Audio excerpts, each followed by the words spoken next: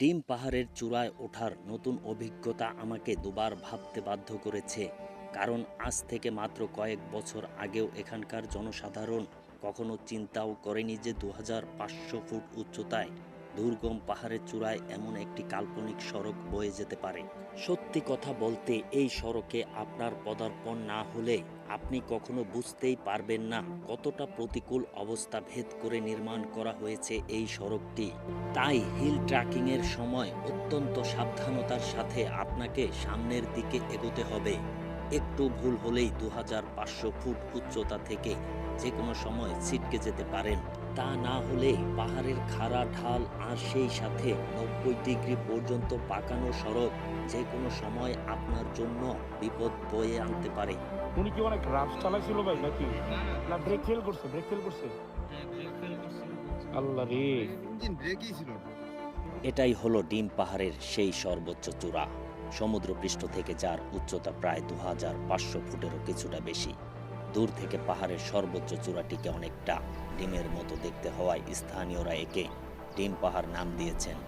ডিম পাহাড় নামটি আজগুবি মনে হলেও পর্যটকদের কাছে এই অদ্ভুত নামটাই বিশেষ পরিচিতি এনে দিয়েছে। ফলে পাহাড়টিকে নিয়ে দর্শকদের মনে সৃষ্টি হয়েছে এক অজানা কৌতূহল। তাই দিনের পর দিন এই পাহাড়ের চূড়ায় ভ্রমণ পিপাসুদের আনাগোনা বেড়েই চলেছে। এছাড়াও ডিম পাহাড়ের আরও একটি মূল বিশেষণ হলো এটি বান্দরবনের থানচি এবং আলীকদম উপজেলাকে এক সুতোয় গেঁথে দিয়েছে। ফলে পাহাড়ি দুর্গম জনপদকে আরও সহজ করেছে। এর উপর দিয়েই চলে গিয়েছে বাংলাদেশের সর্বোচ্চ উঁচু সড়ক। আর আমরা যখন পাহাড়টির উপর দিয়ে বয়ে চলা সড়কে দাঁড়িয়েছিলাম তখন আমাদের মোবাইল ফোনের জিপিএস হাই অ্যালটিটিউড দেখাচ্ছিল 2400 ফুটেরও কিছুটা বেশি। অর্থাৎ এটা ছিল শুধু সমুদ্রপৃষ্ঠ থেকে সড়কের উচ্চতা, কিন্তু তার থেকেও প্রায় আরও 100 ফুটেরও বেশি উচ্চতায় ছিল পাহাড়টির সর্বোচ্চ চূড়া। দূর থেকে পাহাড়ের যে অংশটিকে ডিমের মতো দেখায় এটি হলো সেই সর্বোচ্চ চূড়া, যার উচ্চতা প্রায় 2500 ফুটেরও কিছুটা বেশি।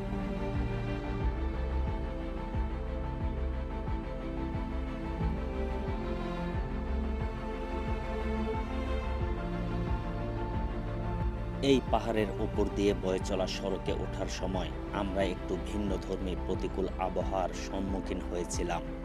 আমরা যখন পাহাড়ের 2400 ফিট উচ্চতার দিকে এগিয়ে যাচ্ছিলাম তখন একটু শীতল ঠান্ডা হাওয়া বইতে লাগলো। যতই উপরের দিকে যাচ্ছিলাম ততই বায়ুমণ্ডলে বাতাসের চাপ বৃদ্ধি পাচ্ছিল। আমরা স্পষ্ট বুঝতে পারছিলাম যে আমাদের কানে কিছুক্ষণ পর পর তবদা লেগে যাচ্ছে।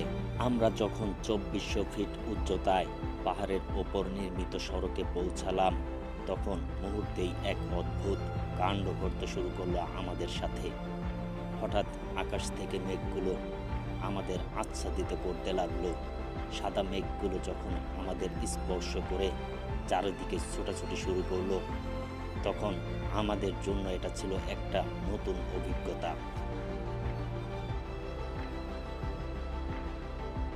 পাহাড় থেকে সৃষ্ট গ্যাস একটু দুর্গন্ধযুক্ত হয়। তাছাড়া উত্তপ্ত গরমে পাহাড়ে যখন হঠাৎ বৃষ্টি হয় অথবা ভোর সকালে যখন সারা রাত কুয়াশা থেকে সৃষ্ট শিশিরের কণাগুলো পাহাড়ের উপরে পড়ে তখনই কেবল পাহাড় থেকে এই ধরনের গ্যাস নির্গত হতে পারে। কিন্তু না, এটা সেরকমটা নয়। এটা ছিল সম্পূর্ণই একটা ভিন্ন অভিজ্ঞতা।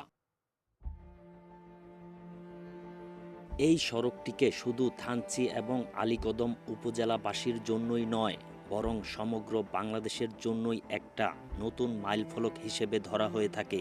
তাই হিল ট্র্যাকিংয়ের সময় অত্যন্ত সাবধানতার সাথে আপনাকে সামনের দিকে এগোতে হবে।